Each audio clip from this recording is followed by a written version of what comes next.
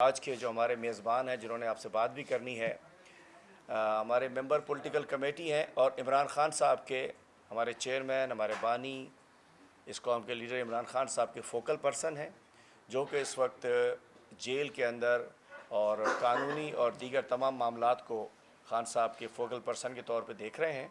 और जेल से जो हमारी कम्युनिकेशन है, जो भी हो, जो खान साहब की डायरेक्शंस हैं वो हम तक भी आती हैं और हमारे ज़रिए फिर पूरी कौम तक जाती हैं। तो आज इंतज़ार पंजोता साहब तशरीफ़ लाए थे, चूँकि कराची में सब जो हम अहदेदारान हैं, हमारे वर्कर्स हैं, इस शहर ने 20 सीटें हमें दी हैं MNA की और 25 से ज़्यादा MPAs की, तो सब जानना चाहते थे फर्स्ट हैंड इन्फॉर्मेशन के खान साहब हमारी किताब में तो रिलीज़ होने वाले थे, फिर चले गए अंदर और पिछले दिनों जेल के मामला थे, तो इसलिए ये आए थे। आज हमारी मीटिंग्स भी हुई हैं और इसके बाद भी इनसे ज़रा सूरत हाल सब हम लोग परेशान थे कि हमारे जो अहदेदारान हैं, हमारे कॉन्स्टिट्यूएंट्स हैं, सब परेशान थे कि क्या हो रहा है। तो ये खुद तशरीफ़ लाए, आज इनसे मीटिंग्स हुई हैं, तो तफसीली बात एडवोकेट इंतज़ार पंजोता साहब करेंगे। लेकिन मैं एक बात कहना चाहता हूँ कि देखिए, बस बहुत हो गई है। चंद रोज़ पहले एक प्रेस कॉन्फ्रेंस करा दी गई कि जी पार्टी पे पाबंदी लगा देंगे। कैसे लगा देंगे? एक वो पार्टी जो इस वक्त मकबूल तरीन जमात है, जिसका लीडर सिर्फ पाकिस्तान का ही नहीं, पाकिस्तान में तो वोट के ज़रिए साबित हो चुका कि 3 करोड़ से ज़्यादा वोट सिर्फ PTI के और 3 करोड़ सारे डाकू, लुच्चे, लफंगे, चोर, मैंडेट चोरों के।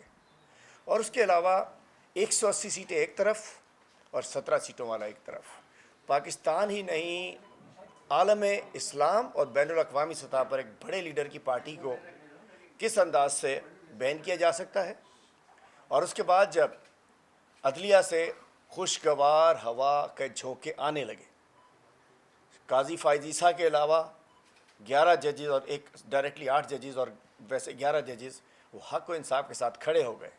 जब इस्लामाबाद हाई कोर्ट की जजेज़ ने भी हक़ और इंसाफ साथ देने के लिए उन्होंने आइन के साथ खड़े हो गए, रूल ऑफ लॉ के साथ खड़े हो गए। जब गुजरांवाला या सरगोदा के जज साहब पे जब फायरिंग की जाती है तो वो जज साहब भी खड़े हो गए, हाई कोर्ट पंजाब के जजेस खड़े हो गए। उसके बाद इन्होंने कुछ अपने जजेस को भर्ती करने की कोशिश की ताकि अदलिया में जो हमारी अक्सरियत है उसको अक़लियत में तब्दील किया जाए। लेकिन मैं सलाम पेश करता हूँ सबसे पहले जस्टिस मुशीर आलम साहब को, जिन्होंने फ़ौरन अपना मैसेज दिया, और उसके बाद मकबूल बाकर साहब को उसूली तौर पे तो उनका नाम सेलेक्ट ही नहीं होना चाहिए, चूँकि वो केयर टेकर रहे और समझ सकते हैं कि हमारा जो मैंडेट चोरी हुआ है उसमें सहूलतकारी उन्होंने की है। लेकिन चलो, अगर उन्होंने मना कर दिया है तो उन्होंने फ़िलहाल थोड़े बहुत अपने साफ़ कर दिए। हमने कहा जी चलो जी, सलाम है मकबूल बाकर साहब आपको भी। अभी तीसरे एक साहब ने सुना मना कर दिया, मीडिया ने बताया, लेकिन उनका भी नाम डाल दिया गया, मियाँ खैल साहब का। और उनको तो मैं कहता हूँ अफसोस है कि एक सीनियर मोस्ट से जूनियर मोस्ट किस एजेंडे के तहत बनना चाहते हैं। एडहॉक जजेस के ऊपर हमारे वकला भरपूर तरीके से तहरीक चला रहे हैं।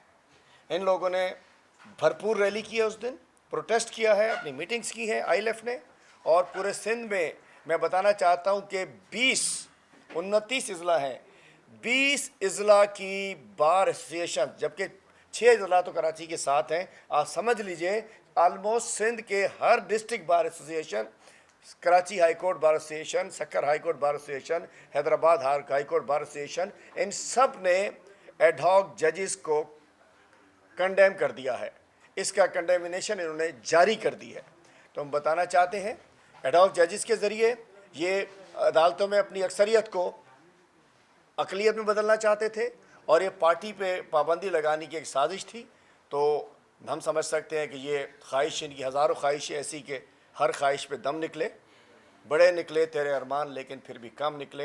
इंशाल्लाह पार्टी पे पाबंदी नहीं लग सकती, चूँकि ये पूरी कौम पार्टी के साथ खड़ी है, इमरान खान के साथ खड़ी है, और पाकिस्तान तहरीक इंसाफ भी यहाँ साथ खड़ी है। चूँकि ये डाका सिर्फ हमारी सीटों पे नहीं है, जो डाका डला है ये वोटर्स पे डाका डला है। और अभी ऐलान हो, इंशाल्लाह डायरेक्शन आई हैं कराची जलसे के हवाले से भी, हम कंटेम्प्ट ऑफ कोर्ट हमारा चल रहा है, बैरिस्टर साहब बताएंगे। इसके अंदर फिर जो भी फैसला होता है हमने जलसा इंशाल्लाह हमने करना है। और सूरत हाल ये कि कश्मीर में पहले लोग निकलते देखे थे, अब हक़ नहीं मिलेगा तो लोग हक़ के लिए, हुसूल के लिए एक ज़िले के भी जब लोग निकलते हैं तो पता चलता है कि लोग निकले हैं। हमने देख लिया कि इंसाफ और अमन मार्च में जब लोग निकले तो देख लिया कि लाखों लोग निकले हैं। बांग्लादेश में क्या हो रहा है, सबक सीखो। कीनिया में क्या हुआ, सबक सीखो। श्रीलंका में क्या हुआ, सबक सीखो। कश्मीर में क्या हुआ, सबक सीखो। सबक सीखो, जो गलत किया पीछे हट जाओ, जिसका इक़्तिदार है, जिसकी कौम है, जिसका मुल्क है, उसके हवाले करो। इमरान खान साहब को रिहा करो, तभी मुल्क में माशी हालत हो, सियासी हालत हो। सियासी इस्तेकाम नहीं आएगा, माशी इस्तेकाम नहीं आ सकता। हम सबका इस वक्त पूरी अहम क़यादत यहाँ सिंध की मौजूद है, हमारी कराची की मौजूद है। हम सब की तरफ से कहना चाहते हैं कि हम झंडा लेके अभी बाहर निकलते हैं और आपसे दरख्वास्त करते हैं कि फ़ैसला साज होश के नाखुन लें। ये ना हो कि झंडा पीछे हो जाए और डंडा लेके निकलें, उस वक्त तक हमें ना जाने दिया जाए। मैं जनाब इंतज़ार पंजोता साहब आपको वेलकम करते हैं और हम सलाम पेश करते हैं अपनी सिंध और कराची की तंजीम की जानिब से कि इस मुश्किल हालात में आप 9 मई के बाद से और उससे पहले से भी खड़े रहे। आपके कज़न ने जिस रोज़ खान साहब को गिरफ़्तार किया गया, वो जो ज़ख़म हमें आज तक देख रहे हैं, जिस अंदाज से साबित कदमी से आप हमारे कप्तान, अपने कप्तान, पूरी कौम के लीडर की आप कानूनी और जो उनकी ज़ाती मामलात हैं उन सबको देख रहे हैं। आप जाते हैं तो पता नहीं होता कि अडियाला से वापस आएंगे नहीं ऐसे। हम आपको सबको सलाम भी पेश करते हैं अपने सिंध की जानिब से, अपनी कराची की जानिब से। बिस्मिल्लाहिर्रहमानिर्रहीम। बहुत शुक्रिया तमाम साहिबान का जो यहाँ तशरीफ़ लाए और बिलखसूस मीडिया के दोस्तों का, क्योंकि मीडिया और सोशल मीडिया ने ही हमें यहाँ पहुँचाया है। क्योंकि जो फ़ैसला साज बने बैठे हैं, उन्होंने तो जब फ़ैसला किया था तो उन्होंने तो इमरान खान पे भी क्रॉस लगा दिया था और तहरीक इंसाफ पे भी क्रॉस लगा दिया था। वो क्रॉस लोगों ने साबित किया है 8 फरवरी को कि वो क्रॉस जो है वो क्रॉस उन पे लग चुका है। इस वक्त पूरी कौम इमरान खान के पीछे खड़ी है। 8 फरवरी के नताइज को जिस तरह से तब्दील किया गया, यहाँ पे मुझे बताया गया, जिस तरह से तारुफ करवाया गया है, मुझे लगता है पार्लियामेंट तो ये है। हलीम आदिल शेख साहब से कहूँगा कि इसके बाहर इंसाफ हाउस के साथ साथ सिंध की पार्लियामेंट का बोर्ड भी लगाएं, क्योंकि असल नुमाइंदे यहाँ पे बैठे हुए हैं। असल नुमाइंदगान जो हैं वो तहरीक इंसाफ से हैं। बेशक जितनी मर्जी हुकूमतें बना लें, आप लोगों के दिलों से निकल चुके हैं। लोगों के दिलों में घर इस वक्त इमरान खान कर चुके हैं और लोगों ने साबित किया।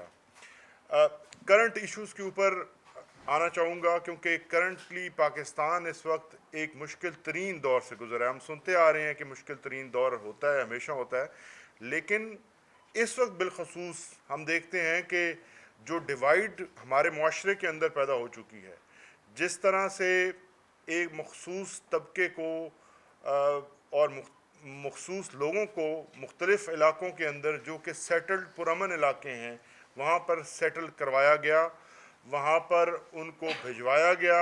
और उसके बाद हमारी हुकूमत और हमारी लीडरशिप हर लेवल पर उसके बारे में बात करती रही है। उन्होंने वार्न किया है कि इस वक्त हालात बिल्कुल पुरअमन हैं और कंट्रोल में हैं, लेकिन जो कुछ किया जा रहा है उससे नुक्स अमन ज़रूर पैदा होगा। और आपने देखा कि पाकिस्तान क्या दुनिया की तारीख़ में ऐसा कभी नहीं हुआ कि अमन का झंडा उठाए हुए लोगों को के ऊपर इस तरह से तशद्दुद किया गया हो।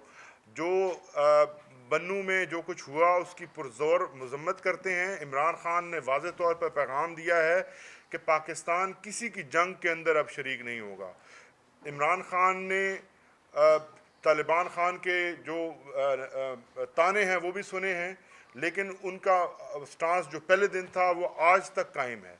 वो समझते हैं कि हम अपने लोगों के दिल जीत कर उनको साथ मिलाकर इस मुल्क को आगे बढ़ा सकते हैं, ना कि उनके ऊपर ऑपरेशन करके। खान साहब ने पाकिस्तान की तारीख़ के तमाम ऑपरेशंस की मुखालफत की थी, इस नाम नहाद ऑपरेशन की। इसको हम नाम नहाद इसलिए कहते हैं क्योंकि वहाँ पे अमन है। उस अमन के बावजूद वहाँ पर फोर्सेस भेजी जा रही हैं जो जिसकी ज़रूरत नहीं है। वहाँ की जो हमारी गवर्नमेंट है, गवर्नमेंट क्लियरली कह चुकी है कि किसी किस्म का यहाँ पे ऐसी सूरत हाल नहीं है कि जिसके अंदर फ़ौज को तलब किया जाए। तो जब हुकूमत इस वक्त इस पोजीशन में है कि वो अगर हालात कोई ख़राब हैं तो उनको कंट्रोल कर सकती है, तो उनको कॉन्फिडेंस में लिए बग़ैर ऑपरेशन किसके कहने पे किया जा रहा है और ये सब कुछ जो किया जा रहा है, क्या आपको मुस्तकबिल नज़र नहीं आ रहा? आपने जो पीछे जो कुछ हुआ, जो आपकी गलतियां थी उनसे सबक नहीं सीखा? अगर आज भी सबक नहीं सीखेंगे तो कब सीखेंगे। खान साहब के केसेस की हवाले से भी थोड़ी सी, मैं चूँकि कराची आया हूँ तो कराची की आवाम का एक तो हमारा जो मकसद था कि खान साहब की तरफ से यहाँ पे आना और खान साहब का जो सलाम है वो कराची की आवाम को पेश करना, और बिलखसूस कराची की आवाम का शुक्रिया अदा करना कि जिस तरह से इस मुश्किल हालात के अंदर आप लोग तहरीक इंसाफ के साथ खड़े हुए हैं। आप सबको हमारी तरफ से और ख़ान साहब की तरफ से सलाम है। और ख़ान साहब को जो एक से एक और दूसरे और तीसरे और चौथे केसेस के अंदर बंद किया जा रहा है, ये सिर्फ़ और सिर्फ जब तमाम मुकदमात साइफ़र जैसे मुकदमात, आपके तोशाखाना जैसे मुकदमात और फिर दीगर जो आपने अपने जिन जिन केसेस की बुनियाद पर नैरेटिव बिल्ड किया था, आपने इलेक्शन कैंपेन चलाई थी, वो जब ओपन अदालतों में गए हैं, हमारी पहले दिन से जैसे कि हम कहते हैं कि जिस दिन खान साहब के केसेस की समाअत ओपन कोर्ट के अंदर होगी, दुनिया देखेगी कि ये सब झूठ पर मबनी थे और झूठे मुकदमे थे, सिर्फ सियासी तौर पर खान साहब को तोड़ने के लिए बनाए गए थे। तो जब ये तमाम मुकदमात ख़त्म हो गए तो अब नए मुकदमात लेके आ गए हैं। अब ये नए मुकदमात भी इंशाअल्लाह ज़रूर ख़त्म होंगे। वक्त जो भी है वो लगेगा, लेकिन जो आप नहीं हासिल कर सकते वो है इमरान खान का अज़्म और हौसला तोड़ना। आप इमरान खान को नहीं तोड़ सकते। इमरान खान जिस तरह पहले दिन 5 अगस्त को स्ट्रॉन्ग थे, इमरान खान आज भी उसी तरह से स्ट्रॉन्ग है। इमरान खान उसी मौक़िफ़ पे कायम है। इमरान खान अपनी जो उनका जो असूल हैं उसके लिए वो कहते हैं कि मुझे अगर 1000 साल भी जेल काटनी पड़े तो मैं आज भी उसके लिए कायम हूँ। लास्ट जो मीटिंग थी उसके अंदर भी यही पैगाम था और आगे भी यही पैगाम है कि वो अपने मौक़िफ़ पे हमेशा कायम रहेंगे, चाहे उसके लिए कोई भी कीमत उनको अदा करनी पड़े। देखिए, पाकिस्तान जैसे मुआशरे के अंदर आपकी फ़ैमिली आखिरी चीज़ होती है जिसके ज़रिए आपको तोड़ा जाता है। खान साहब की बेगम को जिस तरह से पिछले हफ्ते वाले दिन उनके ऊपर जो जिस तरह से उनको ज़बरदस्ती जो है वो एक ड्रामा किया गया गिरफ्तारी का, नैब की जो टीम है, नैब की टीम ने उनको जेल के अंदर से जिस तरह से धक्के दिए और उनको बेसिकली तजलील करने की कोशिश की। तजलील आपकी हुई है नैब के चेयरमैन साहब, तजलील आपकी हुई है। लोगों के दिलों में उनकी इज़्ज़त बढ़ी है क्योंकि वो लोगों के लिए खड़े हैं। और बुशरा बीबी जो तमाम सख्तियाँ बर्दाश्त कर रही हैं वो टूटने वाली वो भी नहीं हैं।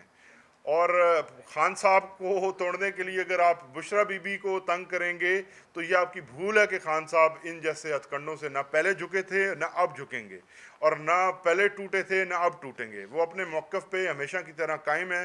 आप अपने हरबे जितने मर्जी आजमा लें, खान साहब जो हैं वो कभी नहीं टूटेंगे। जी, बहुत शुक्रिया।